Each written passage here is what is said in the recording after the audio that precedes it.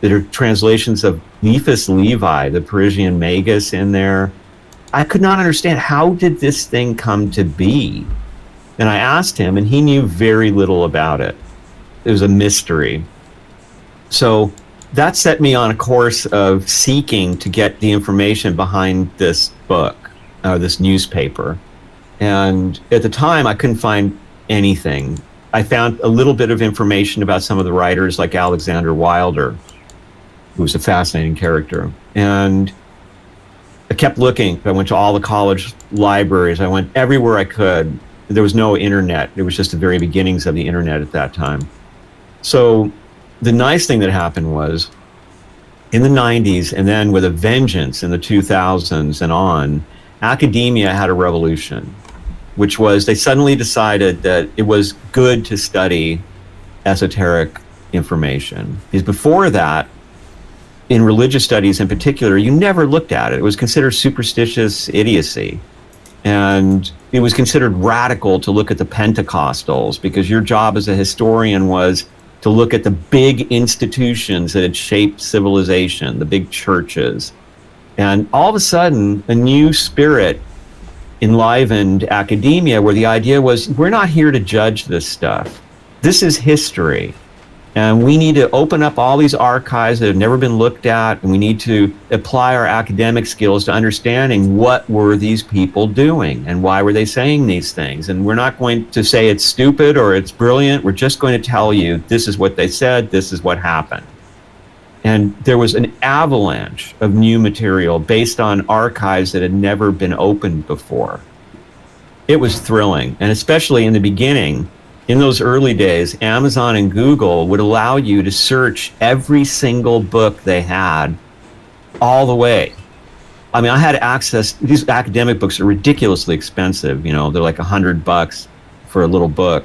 But I could search every academic book, and through Academia and JSTOR and a couple other websites, I could research all the papers. And it was so exciting. I always found things that I just, I wish Manly Hall could have seen this. I mean, this is incredible. It changes the whole story. Just to give you one small example, people often, when they're talking about Rosicrucians, they talk about Robert Flood and Michael Meyer, and they say, well, they knew each other, they were friends, and they helped each other get published, and they must have been examples of real Rosicrucians. And academia got in here and started really digging through all this stuff, and what they found was they never met each other. And in fact, they didn't really like each other. They were critical of each other's work and had some very non-initiate things to say about each other. And it changed the whole picture of that. So I found out a whole bunch about the Platonists and about all these other things. And it was this entirely new view of American history. It was almost like, okay, you know the guy you think is your dad?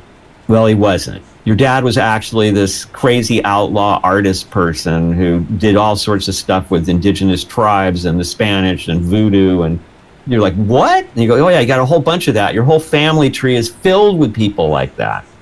And it was this alternate history of America. And not only did it give you these incredible characters who've been here since the very beginning. I mean, before there were colonies even, there were some very early visits here from people who were sent by the crown to see if there could be colonies. And the picture even of the so-called Christian origins changed radically. So for example, there's an author named Butler who analyzed what church attendance was like in the early days of America, the very early colonies and then onward. It was terrible. You had all these priests complaining, going, they won't come to church. We can't get anybody to sit in the pews. They just want to follow their own crazy ideas that they brought with them from the countries they came from. You had the idea that the Pilgrims, for example, were deeply Christian. I mean, you can't be more Christian than they are, and that they hated the occult and anything having to do with the esoteric. So wrong. And I'll give you an example of that. And the other thing that you see is that we have this rich alternate history of people who are sort of like forgotten founding fathers, people who have so much to do with the so-called American character in a way that people like you and I can actually appreciate rather than what we get taught in school, which leaves us going, well, my God, what's wrong with this country? I mean, the history is horrendous. These so-called Christians are one of the feet of the triangle of slavery, of the slave trade. And, you know, then it's an empire saying that it isn't, and it's going around manipulating the whole world and saying, no, we're a democracy. We don't do things like that. But then all of a sudden you discover, wait a minute, all this has been left out. So now let me give you a good example of that. And this will be, in the beginning, when the Pilgrims were here, a fellow was sent out named John Winthrop the Elder. And he was the head of the Boston colony, and he was a devout pilgrim. There were royalists in England who saw the Puritans getting this strong foothold in the New World, and they didn't like it because, of course, there was the Civil War vibe going on in England that was going to erupt into Cromwell. And you had the royalists on the one hand, the Cavaliers, who were guys with long hair. They usually had beards, and they wore cod pieces, and they loved Shakespeare. They were fighters and drinkers, and they loved wenching, as they called it. They loved women, and they were sort of jolly old England. And the Puritans were, don't run, walk fast, don't laugh. It's wrong to laugh in this world of suffering. And everything was deadly serious and so opposite. And they were headed for this horrible political showdown that would result in war with each other. And so they wanted to send someone, the royalists, who was going to maybe start a colony for the royalists there. Because after all, it was the royalists who started all that with Walter Raleigh, who was sent out to the Virginia colony. And they sent out a guy named Tom Morton. I call him the Pagan Pilgrim in the book. Tom Morton was a classic Cavalier. When he was a little kid, he saw the Armada in the Straits of England. Queen Elizabeth I was the monarch for most of his life. He was a lawyer. He was deeply into Shakespeare and into the great literature of Elizabethan England. He was like approaching 50 when he was sent out, which in itself, at that time, that was an advanced age. And he sails across the Atlantic to start this new colony. And he started it with a trading post. He named it Marymount. There was this beautiful little green hill that overlooked the Atlantic. And there he built this trading post. And he called it Marymount. One, it was the Mount of Mary, but it was also a pun in Latin about screwing, right? Mary Mount, but it was derived from Latin words. And he had a completely different approach, whereas the Pilgrims were convinced that Satan was everywhere in the New World, that the tribes were victims of Satan, and they could not be trusted to such a degree that John Winthrop, the governor of Boston, once got caught out in the woods at night and became so terrified that he ran in a panic through the woods until he found a minstrel hut that one of the local tribes had set up, and he hid in the minstrel hut and chased off the women who were using it for the purpose it was intended, so he could hide in the shelter until dawn, convinced that there were demons all around him in the woods. Meanwhile, here comes Tom Morton, and he says, oh, tribes, awesome. So what do you guys believe in? What do you dream? How do you treat your elders? How do you teach your children? What kind of lives do you lead? And please, come to my trading post. I'll take care of you. I'll be fair with you. And also, by the way, outlaws, pirates, I mean, everybody's welcome at my trading post, not like the Pilgrims over there. He was also a hunter, and a very skilled hunter, and he fell in love with America, with how gorgeous America is. He wrote, for instance, this long piece about the different kinds of water that the tribes knew about in that area. There was one spring that came up through a crystal that was supposed to give you amazing dreams. There were other springs that were supposed to be healing for certain conditions, and he carefully wrote all this down. He became successful, of course, very quickly, and immediately aroused the anger and envy of the Pilgrims. So he decided to have a May Day celebration. May Day celebrations were very common in England, and he felled this giant yellow pine, and they stripped it, and they put ribbons on it, and he wrote this really bawdy poem to a goddess of all things, and he had it pinned on there, and he had a big party, and he invited everybody. Again, smugglers, pirates, outlaws, all the tribes. And all he said was, while you're here, everybody gets along.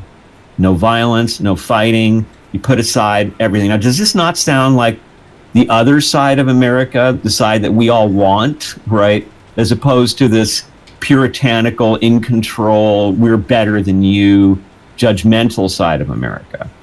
So John Winthrop decides, okay, that's enough. A May Day celebration? So the Pilgrims start releasing propaganda in England that this party was an orgy, that everybody got together and got drunk, and that they were fornicating on the grass under the maypole, which was absolutely false. And what Tom Morton actually said in his book was, I got news for you, the indigenous women are way more moral than the lasses back home, okay? And nothing like that happened. It was the most friendly, wonderful gathering of people where everybody was talking to each other and learning from each other. So John Winthrop decided to take legal action against Tom Morton. And they were going to close down this trading post. He thought they're going to start a war against us or something. They're going to get all the tribes together and just take over, and that'll be the end of us. So Tom Morton, he was a lawyer, so he thought he could handle it.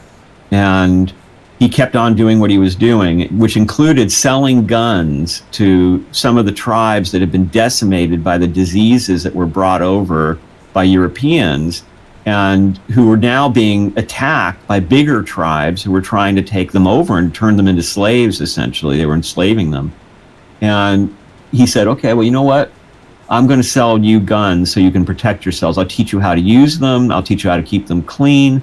Well, the Pilgrims went nuts. They were like, he's training the tribes to come kill us. He's arming them with guns. What are we going to do?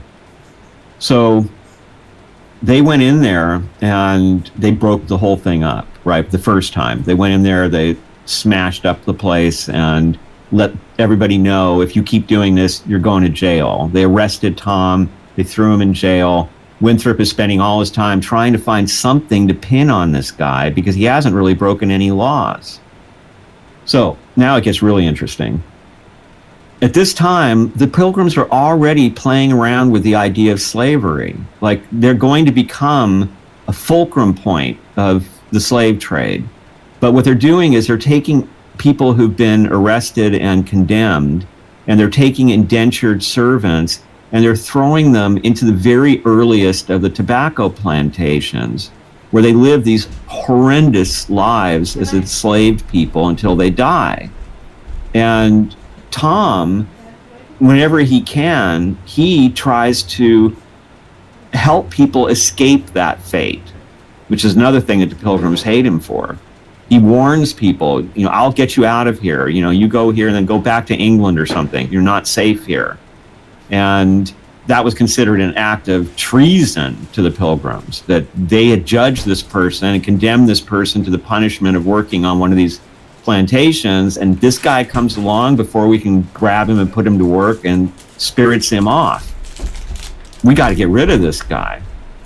Well, to make the story brief, this part of the story, because there's an even better part coming up, Tom Morton fights this out for years, and he's got nicknames for all the Pilgrims that we grew up like looking at Disney movies and admiring them because they were so wonderful. And he's got nicknames like Captain Shrimp for Miles Standish, and he despises them, right?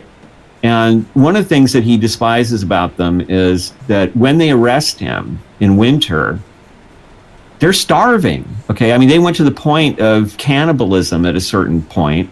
Even the way they're building their structures is wrong. They don't put any lime in it, and when it rains, their structures are melting down and breaking down around them. He's telling them, you need to put lime in it. If you put lime in it, it'll withstand the rain. They're like, that's satanic. You're trying to make us sick or something.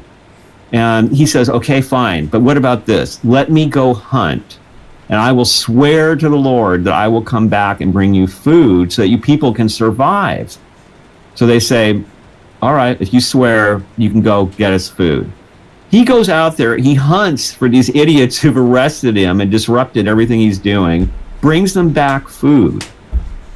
They separate the food out so that the poorest among them don't get any. And he says, okay, I will go hunt for the poor. It's no problem. There's so much food around here. People are starving, surrounded by food. And they say no.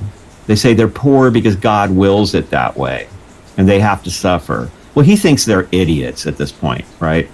And eventually, this becomes a war in the courts in England, where he travels back and then comes back to America again. And there's like these changes in the government in England. And at one time, the Pilgrims were supported, then they support Tom.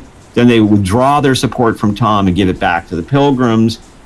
A real mess. And finally, the whole thing blows up when they show up in force to seize him.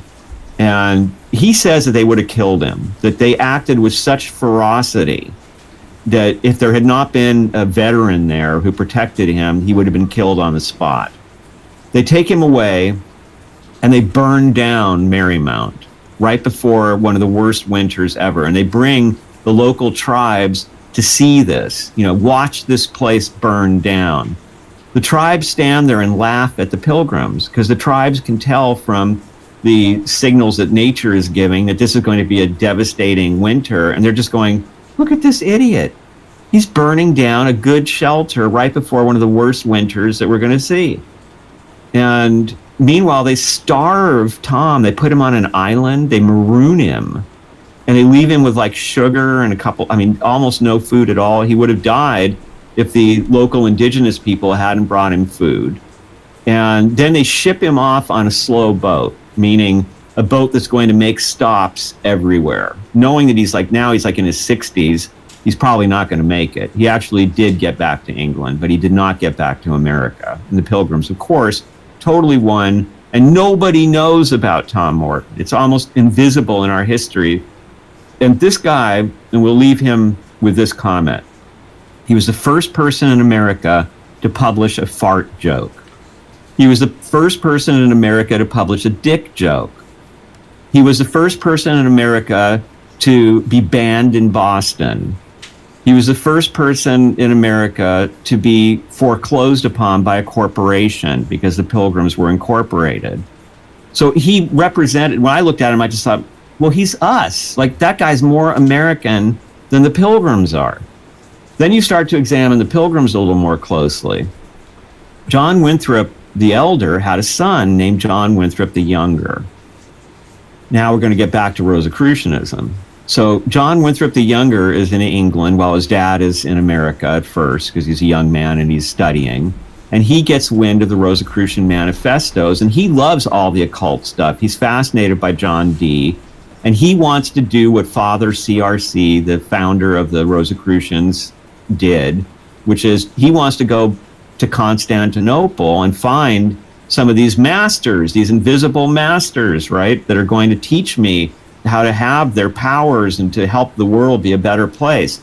He tries this several times. He actually got all the way to Constantinople, but he never met anybody who impressed him.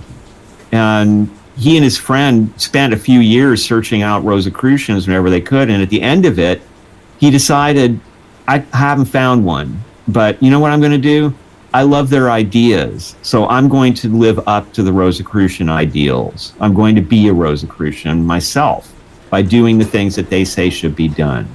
And he went deeply into alchemy at that point. So around 1631, his father says, come out here. So the Younger packs up all his stuff. He has acquired a lot of John Dee's library at this point and some of John Dee's alchemical equipment. And John Dee was the astrologer for Queen Elizabeth, was kind of the court wizard, was notorious for traveling in Europe as a spy and someone spreading these Rosicrucian, what would become Rosicrucian ideals and occult ideas, and eventually was discredited and considered to be some sort of evil wizard. But in the world of John Winthrop the Younger, he was a wonderfully learned man who was sort of the beginnings of science. And John Winthrop the Younger wanted to continue his work. So when he ships out his crates full of alchemical gear, and John Dee's manuscripts and books, he marks them with John Dee's Monas Hieroglyphica, an occult symbol. It's comparable to, I usually say it's like having a Southern Baptist preacher's kid put pentagrams on his luggage, right? Now, he gets to Boston, you would think that his dad would be like, kid, what are you doing? No, his dad's like, set up the alchemical lab in our house. I'm fascinated by this, keep up the good work.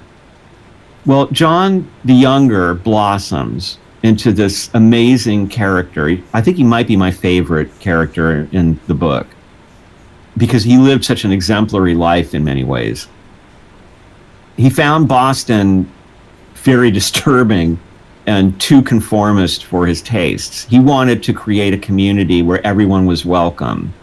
And he wanted to be somewhere where he didn't constantly have Puritans looking over his shoulder when he was doing alchemy and such.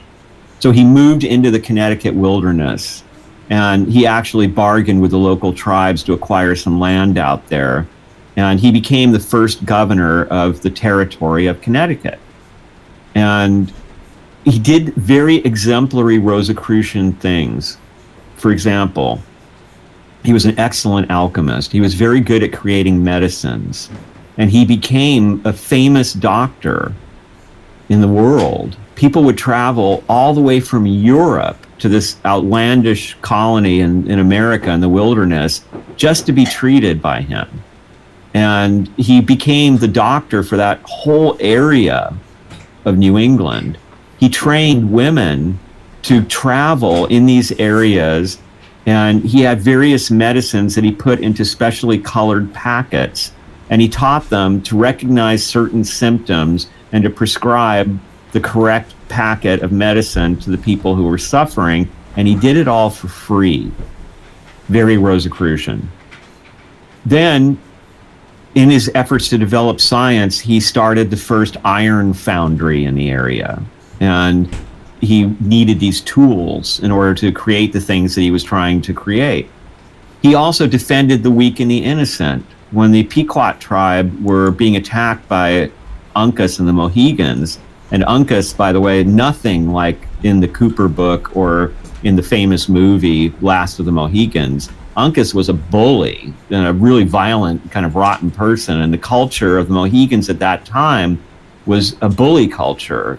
So one of the famous stories was they would go find Pequots who had been devastated by disease, so there were very few of them, and say, hey, you want to gamble?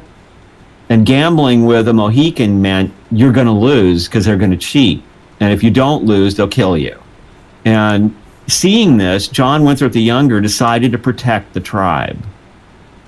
Very dangerous for him to do this, as you can imagine, especially because the Pilgrims were supporting the Mohegans in this terrible action of trying to enslave these Pequots who'd already lost everything to disease. So John Winthrop the Younger negotiated, he appealed to reason, he even brought them, he moved the tribe to be right next to his community so that they would get a little bit of protection by being near him. And the Mohegans went in there anyway, and they broke their baskets and their pottery, they stripped them naked in the middle of winter and threw them in the freezing river, and they beat up anybody who tried to stop them. And there were Pilgrim supervisors watching this atrocity happen. Seeing that, John used the horror that it aroused in people, even amongst the Pilgrims of Boston, and got support finally to protect the Pequots. He fought to have the name of the tribe and their land restored, and even their names had been taken from them. They'd been given Europeanized names, and he fought to allow them to restore their original names. And so, really a remarkable human being. And the other thing that he did that was really wonderful was that all the colonies were supposed to provide soldiers for the crown. And he was expert at finding ways to prevent his people from having to go fight in wars. He would ignore the messages at first. And then when the messages became angrier, he would come up with great excuses. Oh, we're building this iron foundry and we need every single guy here working on it. But as soon as we're done, we'll send them out. So most of these people were able to survive without having to go back to England and fight in the war. And when John Winthrop the Younger died, Cotton Mather, now there's another pilgrim when you think of, and you think, well, he's held up as, he was behind the Salem witch trials to a degree, and here's a guy that was massively Christian. I mean, you can't be more Christian than Cotton Mather. But Cotton Mather was a dear friend of John Winthrop the Younger's, and when he eulogized him, he called him Hermes Christianus, the Christian Hermes. Now, whether he's talking about the Greek god Hermes or he's talking about Hermes of the Hermetic teachings, dude, I mean, Cotton Mather is complimenting someone by calling them Hermes Christianus. That's not the pilgrim that we thought he was. So that changed the whole picture. And the other thing that is part of the reason I wrote the book, aside from just wanting all this information that was unavailable to people to be available in one place, so you wouldn't have to do all the research that I did. And I had a lot of help from academics who were really kind and helping inform me. The thing that was very obvious to me in doing this was that the split that is in the country today was there then, and has been there every step of the way throughout the country.